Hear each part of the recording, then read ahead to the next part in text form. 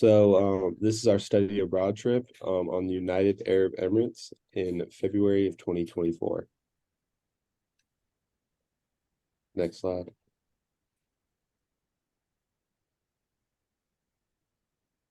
So we had our pre-trip planning, which is A1 to A4. And our trip objective is to plan and organize a study abroad trip to the United Arab Emirates. We aim to plan an educational learning experience where we gain insights into business culture in the UAE and sustainable technology. So let's talk a little bit about our project kickoff. We had a meeting agenda that was concluded during a Zoom meeting. All of our participants are listed below. And this was at the very beginning of the semester on the 25th of August. We developed a user story, including, as a student interested in planning a study abroad trip, I want to travel to the United Arab Emirates so that I can learn more about the technology used there and the benefits that it has to offer. We also listed a project description, other communication plans, a summary, our goals and deliverables, project assumptions, key success factors, and status meetings. So we often met once a week through Zoom whenever we had group projects, and we all submitted them individually. We collaborated pretty actively on this project to make sure that all of our goals were met and all of our content was acceptable or at least exceeded expectations when presenting and submitting assignments. It was very important to set off a kickoff meeting agenda, especially because we wanted to make sure the ground rules were set, the base of our project, and being able to build off that.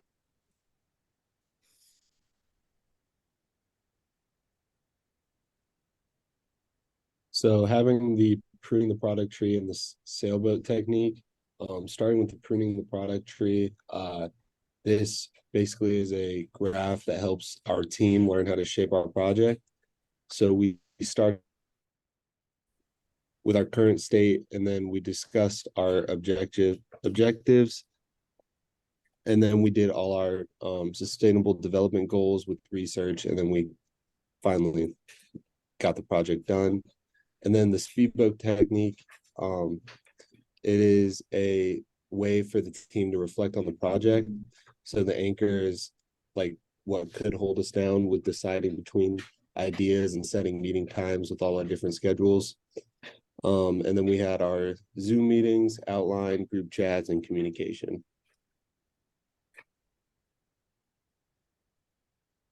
So our work breakdown structure, it is basically a way for each person to like take a section of the project and create it. This going back on this later in the project helped us because everyone had a detailed lined out way that made it easier to just take the information and go with it later into the project.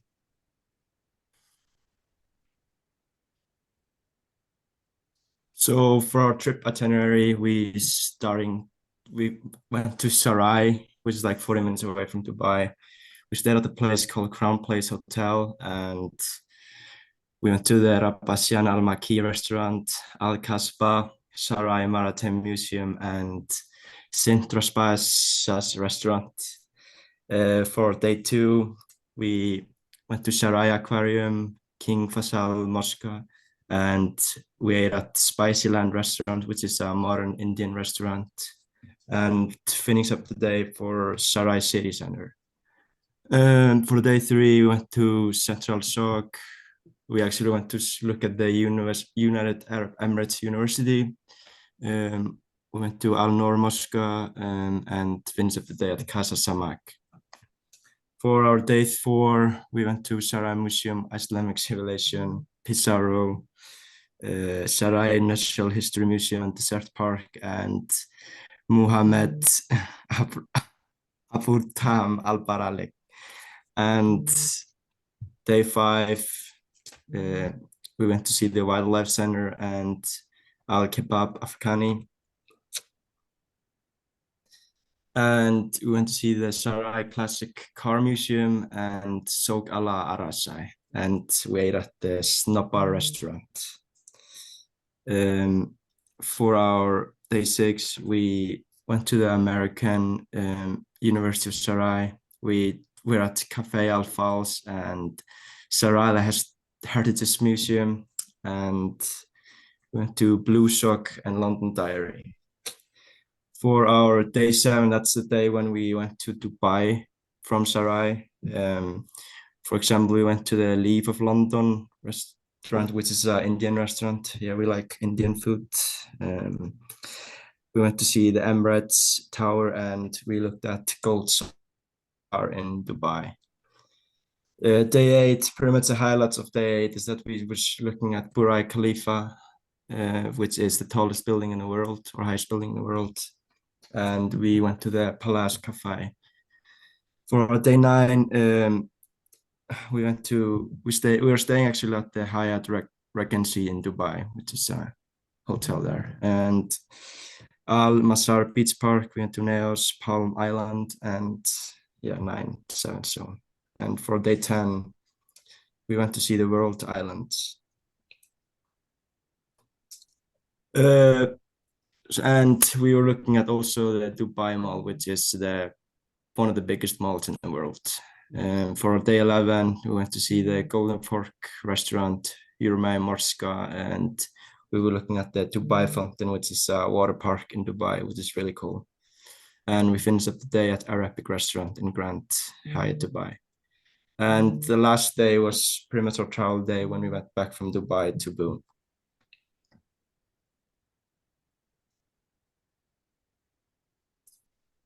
All right, so this is activities during the trip, A5 through A10.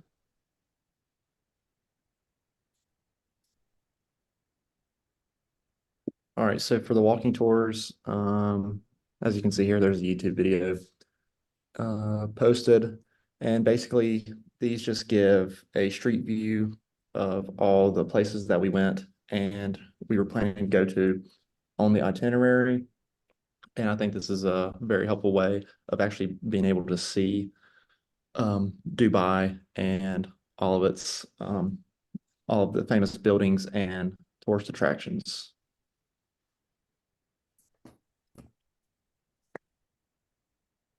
And then here we have a Google Earth tour. This gives an aerial view of all the places that we went to during our itinerary. And this is good because it shows just how massive this place is with all its tourist attractions. And as you can see here in the thumbnail, shows the Palm Islands. That was a very big tourist attraction that we went and visited.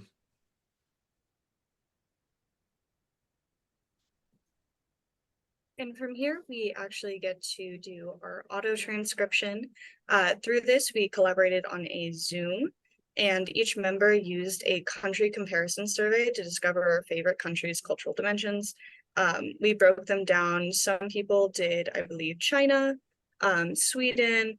We collaborated on a few different countries just to really develop the information and compare and see how different each country was. And this was in use of the drones assignment that we did. We used Google Drive to create a schedule / date and time to set up this discussion, which was about 20 to 30 minutes. And we used Zoom to record and download a transcript file, which we opened in MS Word, edited to make sure that everything was clear and concise. All the timings were correct, all the words were correct, because sometimes the auto transcription may accidentally pick up an incorrect word or add extra words that aren't necessarily spoken in the actual video. We use this to discuss the transcript, assess its accuracy and our discussion topics. And finally, we ended up on a short summary to summarize our team's learnings of the drone applications in our favorite countries. And this was the use of drones in China can help in various industries. To help with goal number 6, clean water and sanitation, drones can be used to monitor waste treatment. With the assistance of drones, waste management organizations can control and track water quality and waste through drones equipped with cameras. Drones can be used to monitor methane emissions with thermal cameras, and too much methane is harmful, and with the assistance of drones, companies can monitor methane emissions and keep them under control. Drones can be used to collect garbage and map landfills. And now we switch to goal number 1, no poverty. Drones can be used to monitor the health of farmers' crops by taking images, and they can also be used to create higher crop yields for farmers.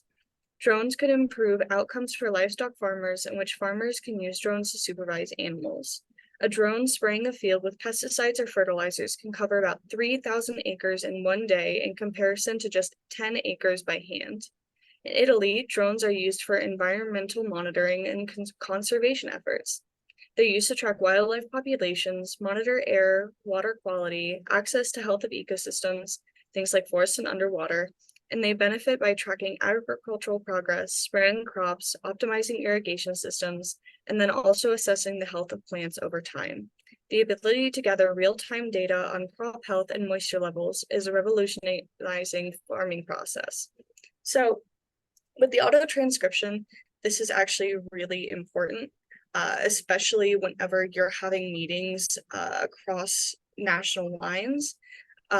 This can be very helpful through the study abroad progress because we're able to take recorded conversations and take notes, make sure that any interactions we have, meetings, especially with the universities that we plan on visiting, having this auto transcription progress allows us to collect all this information really easily instead of trying to keep up with listening and interacting with others, as well as just being able to collect the information automatically. So the next assignment that we did was the scavenger hunt. We used AirPano to kind of go over Dubai and explore the city a bit, and also Sharjah. So in the scavenger hunt, we have number 1, Burj Khalifa, number 2, Al Yaqab Tower, number 3, Fountain in Safa Park, number 4, the Yacht Station, number 5, Twin Towers, number 6, the Red Lights at a Light Festival, number 7, the Words Expo 2020, number 8, Palm Jumeirah, and number 9, the Princess Tower. With this list, we then used AirPano to actually find everything on our scavenger hunt. And if you click the link, you'll see that in the video. So the next thing we did was create AI-generated images. We actually did this right through Canva. The one on the left was to depict your Burj Khalifa. And the one on the right shows the city of Sharjah. So for the sales pitch, Hi, my name is Carrie Griffin. we broke down a slogan emphasizing the major benefits of your major study abroad trip. The video is embedded into the actual presentation, so you're able to click and explore it. We chose the word explore for our slogan. This sales pitch basically is what you're going to be presenting to most people who attend meetings based on the study abroad trip. This allows them to get a general idea of the goals, what you're planning on exploring on the trip, as well as any information, including the pricing, what's going to be included in your pricing, transportation, things like that. It was planned to highlight distinct features of our study abroad trip, including the acronym, and also finding images that corresponded to each of the sections of our acronym. This whole project is about exploring the land of possibility and opportunity. So we wanted to make sure that this fit perfectly, especially because we're going to be exploring a lot of technology, how they incorporate sustainable development goals, and how we can learn from them. Especially because we get to explore a lot of different cultural differences, museums, lots of universities, and so there's so much to see, especially even in just restaurants. We wanted to provide the link to the WBS activities. That's also included in the sales pitch, as well as any other information, including a QR code you can scan to make sure that you are able to access directly how to get in contact. So the next assignment was the multimedia presentation. Here we kind of went through the work breakdown structure, and we talked about the transportation we were going to use, the activities we were going to do, and the things that we were going to learn. We were able to put together a presentation with a ton of imaging, just showing potential people that wanted to go on the trip what we were going to be doing. It kind of lists the cost and just important information that would be needed. So for the trip flyer, I broke it down into 2 separate images because it is a much longer infographic version. I used it using the Canva infographic section, and I used a template that best exemplified the colors and design that I really felt fit the study abroad trip. I used a brand new TikTok account to record a video for this trip flyer and posted it, and it actually did relatively well, including with some hashtags, a catchy caption, and it reached 500 views in just under 2 hours, which was really cool to see. Got a few likes, so people were genuinely interested in seeing what the study abroad trip was about. And I tracked all the social media stuff. I took screenshots and uploaded them to the assignment as necessary. So this included trip information about the cities that we were going to be exploring, when it was going to be, which was going to be February 8th, 2024 to February 19th, 2024. So about 11-12 days. We're going to be exploring the differences between technological advances across the world, and also including our SDGs and any of the research that we did while on the trip. What is planned? We had a bunch of different activities planned, including museums, visiting some universities, lots of restaurants to be able to explore a lot of cultural cuisine. And how much will it cost? $1,130 total, and that includes anything including transportation, airfare, food, lodging, things like that, and how to get in contact as well, including an email, a QR code reference to our sales pitch, as well as any other information that you can contact the Study Abroad office for. And to wrap up, the trip cost will be $1,130. This includes airfare, food, lodging, and transportation. And if you would like to sign up, you can scan that code there to sign up via email.